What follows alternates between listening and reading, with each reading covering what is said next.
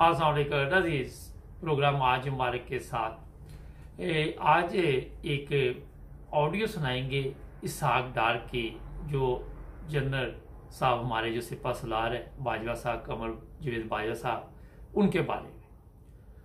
बाजवा साहब के ऊपर उंगलियां उठ रही हैं, सिर्फ सोशल मीडिया पे नहीं, और लोग जो इनके साथ है, जिनके लिए ये काम कर रहे हैं, वो भी इनसे मुतमिन नहीं है।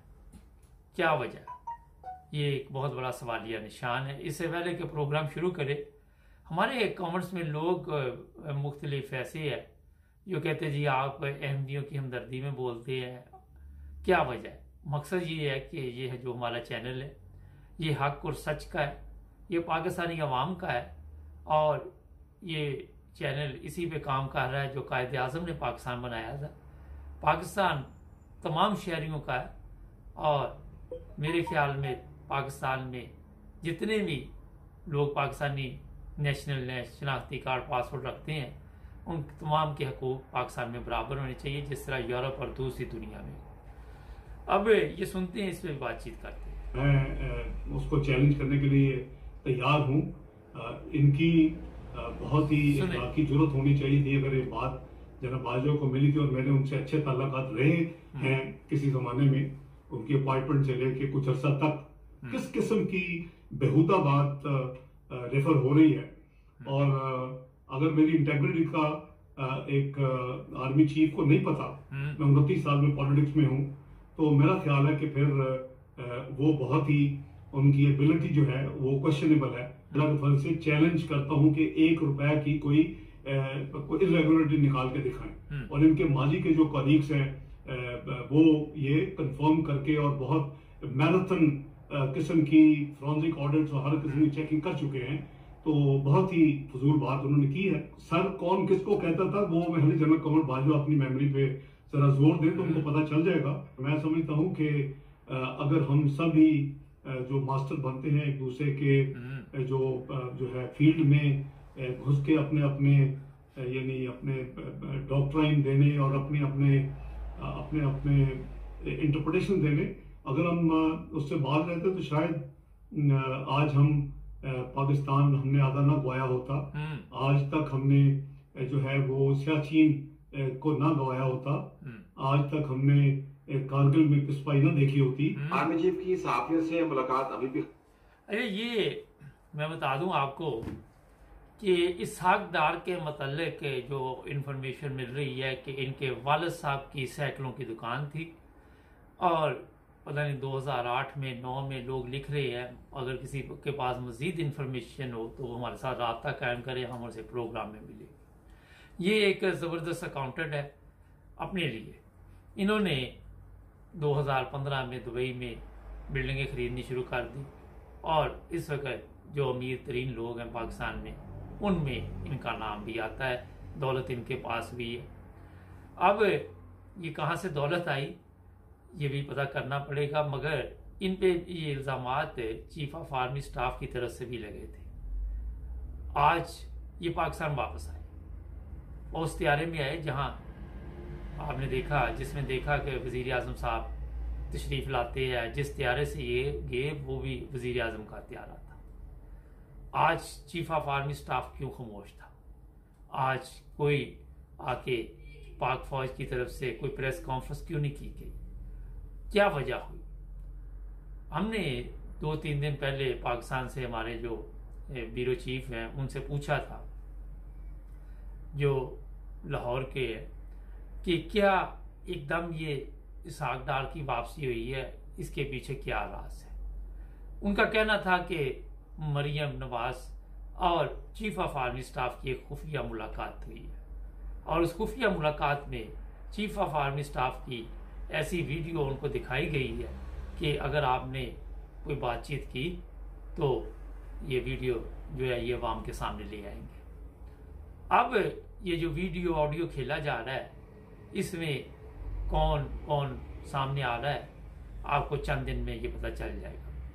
ये नहीं कि ये वीडियो लीक नहीं होगी। अगर मरियम के पास हुई ये वीडियो लीक होगी, और उस वक्त लीक की जाएगी जब ये ज़ाहिर है पेंशन पे चले जाएंगे, अगर किसी को उम्मीद है कि 29 को चले जाएं, तो मुझे तो वैसे उम्मीद कोई नहीं है। उसके बाद ये वीडियो जो है रिलीज की जाएगी। यही चीज़ें जो आप देख रहे हैं कि आज अदालतों में हो रही हैं कि मरियम का पासपोर्ट वापस मिल रहा है।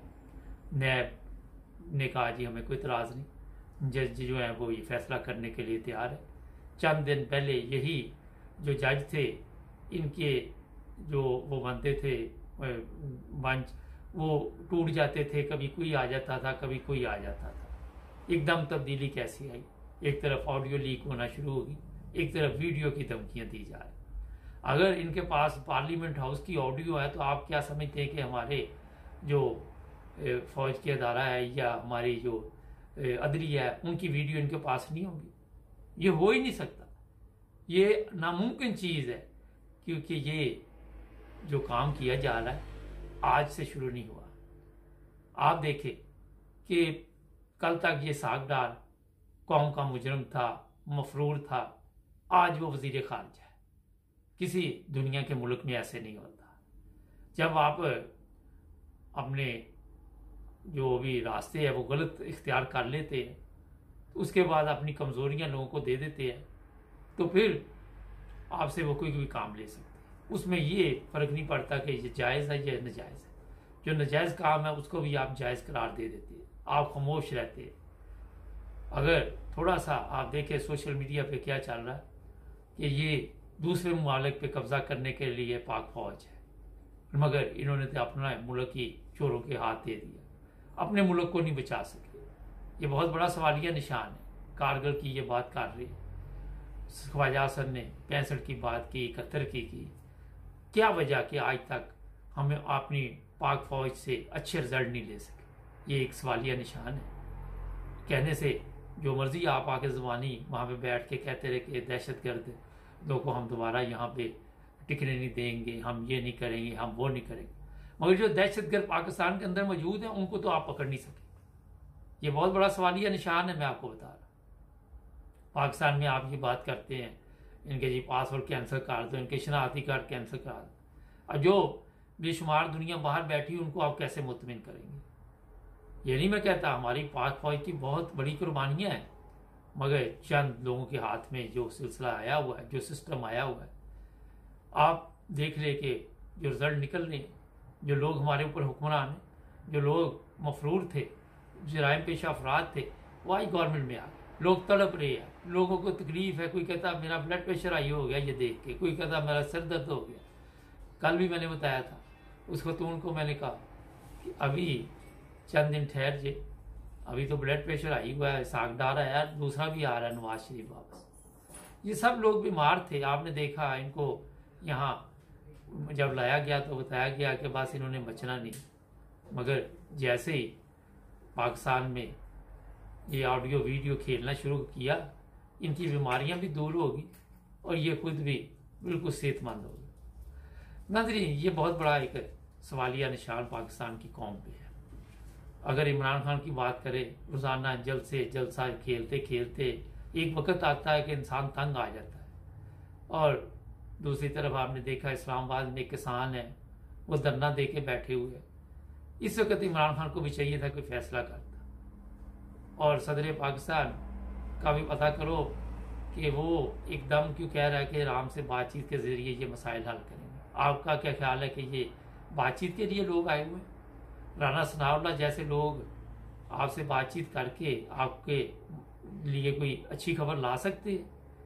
आपने देखा किसान इस्लामाबाद में बैठे, इन पे तो नहीं आंसू गैस फेंकी गई, लेकिन अगर इमरान खान के लोग आते तो उन पर ये हमला कर देते, जिस तरह 25 मई को किया गया था। तो इनसे आपको अच्छी उम्मीद ना रखें। ये मैं आपको गारंटी देता हूँ कि ये पाकिस्तान के मुखलस नहीं है, यही पाकिस्तान के दुश्मन है।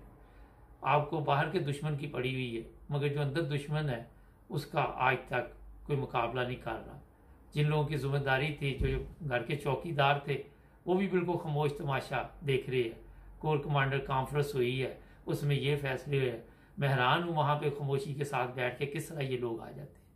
क्यों नहीं वो जो जितने भी सामने बैठे होते वो सवाल इनमें से करते कि जनाब ये क्या हो रहा पाकिस्तान में? दुश्मन का तो बाद में देखेंगे, जो अंदरूनी हालात है उस पर क्यों नहीं बात आप करते? किसी ने कोई बात नहीं की, बस वहाँ पे बैठ के चलो जी खाना पूरी की और कोर कमांडर कॉन्फ्रेंस की बड़ी कामयाब रही है। टीवी पे खबरें चली, मीडिया पे चली, उसके बाद जनाब सतू पी लो। तो ये बड़े ही अफसोसनाक वाक़यात जो पाकिस्तान में हो रहे हैं, इस पर कौम को गौर करना होगा। और इमरान खान भी रोज़ ये तमाशा बंद करे, जो करना वो जल्दी करे, वरना मेरा ख्याल अब नहीं तो कभी भी नहीं। हमारे चैनल को सब्सक्राइब करें, जुड़े रहें हमारे साथ, ताकि और भी अच्छे अच्छे प्रोग्राम देख सके। अल्लाह।